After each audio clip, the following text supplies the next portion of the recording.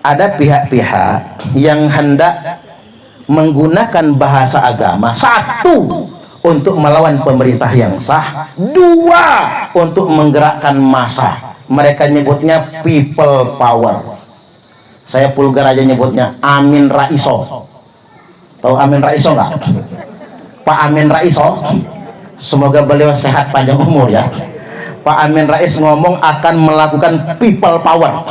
Apa sih people power? People power, saya melihat Bapak Ibu, Indonesia ini sudah on the right track. Waduh, bahasanya keren amat itu ya. Indonesia ini sudah berjalan pada rel yang benar. Setuju nggak kira-kira? Proyeksi Presiden Jokowi tahun 2045 nanti Indonesia akan sejajar dengan semua negara maju di dunia internasional. 2045, ingat nggak? Jangan masih hidup nggak kira-kira? Ya mudah-mudahan masih hidup lah. Ya nggak lama itu mah, 22 tahun lagi ya.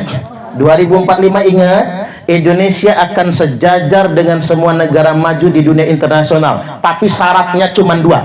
Satu, tidak ada chaos, tidak ada benturan, konflik horizontal.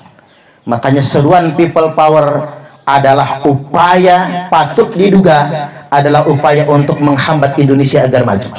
Yang kedua syaratnya, Indonesia tidak diinvasi oleh negara asing. Itulah syaratnya.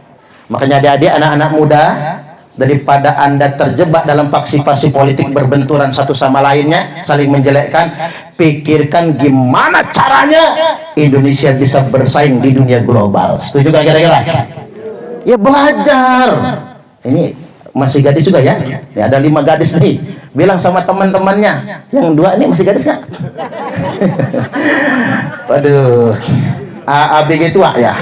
Enggak, maaf ya Bu. Jadi balik lagi bahwasanya ini saatnya kita berpikir. Coba sekarang Bapak Ibu, pembangunan jalan tol, infrastruktur, Indonesia sudah mulai terus membangun infrastruktur.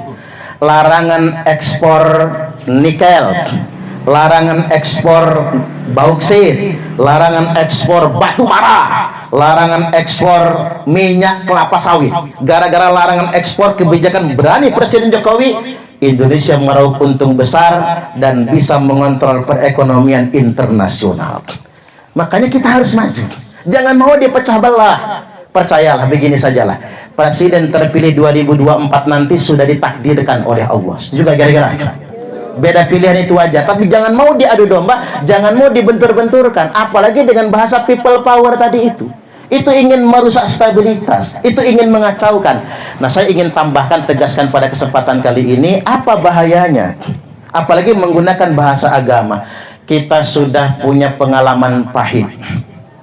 Khalifah Utsman bin Affan radhiyallahu an itu menantu Nabi dari 2 putri Nabi dan sahabat Nabi yang dijamin masuk surga, dituduh korupsi, kolusi, nepotisme. Maka ada demo besar-besaran di Madinah 40 hari 40 malam. Kata tuntutan pengunjuk rasa, mundur dari khalifah atau mati. Inilah yang suka ngomong ganti-ganti presiden tuh. Mundur dari khalifah atau mati. Khalifah Utsman nggak mau.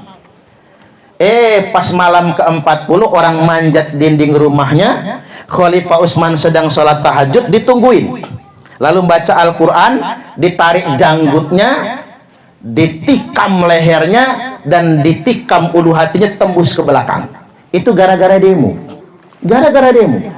Yang bunuhnya siapa? Sahabat Nabi sendiri. Bisa apa sih Bu, orang umur 79 tahun, 80 loh, hampir 80, dituduh begitu. Yang bunuh sahabat Nabi sendiri. Terbunuhnya Khalifah Utsman, diangkatlah Imam Ali sebagai penggantinya. Orang mulai nuduh. Tuduhannya apa? Imam Ali curang. Nah, itu Pak yang suka nuduh-nuduh pemilu curang, ingat nih, Imam Ali curang, dia dalang pembunuh Utsman. Maka nggak tanggung-tanggung, korban fitnahnya bukan orang biasa. Aisyah Ummul Mukminin radhiyallahu anha, istri Nabi. Aisyah lagi umroh di Mekah, ditemuin di Mekah, lalu memimpin demo besar-besaran di Basrah.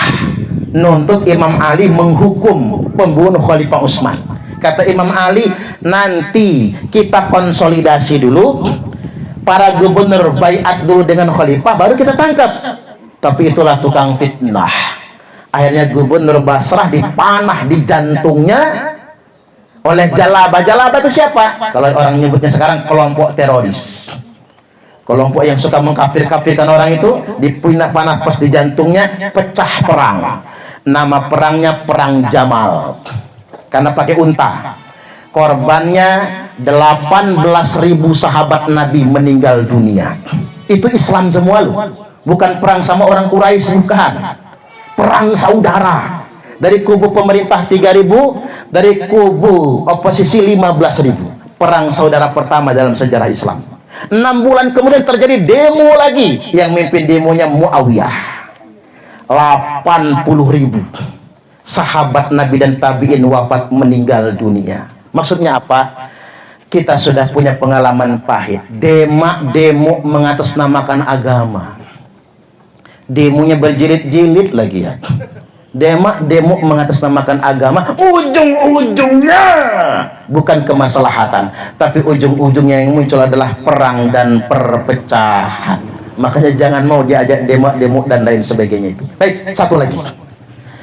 Kalau ada narasi keagamaan yang mengajak kita melawan pemerintah yang sah, jangan pernah diikuti. Karena Nabi bersabda begini, man kharaja minat ta'ah, barang siapa yang sengaja keluar dari ketaatan kepada pemerintah yang sah, wa faraqal jamaah, dan dia sengaja memberontak negaranya, memisahkan diri dari negara, famata, maka dia mati, mata mitatan jahiliyah, maka matinya mati jahiliyah.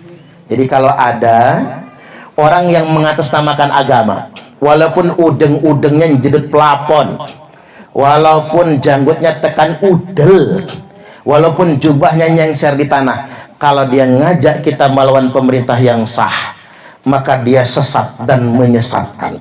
Jangan diikuti. Mati dalam keadaan melawan pemerintah yang sah, matinya bukan mati syahid, tapi matinya mati sangit. Mata mitatan jahiliyah, matinya mati jahiliyah. Baik, itu saja. Mudah-mudahan ini semua bermanfaat. Intinya sederhana, begini saya simpulkan: menjadi warga negara yang baik itu sejalan dengan menjadi warga agama yang baik. Nah, karena saya muslim Bapak Ibu, saya cuma ingin menghimbau, kalaulah ada yang mengatasnamakan ajaran Islam tapi untuk menjelek-jelekkan pemerintah, bahkan untuk melawan negara, saya bisa pastikan dia sesat dan menyesatkan.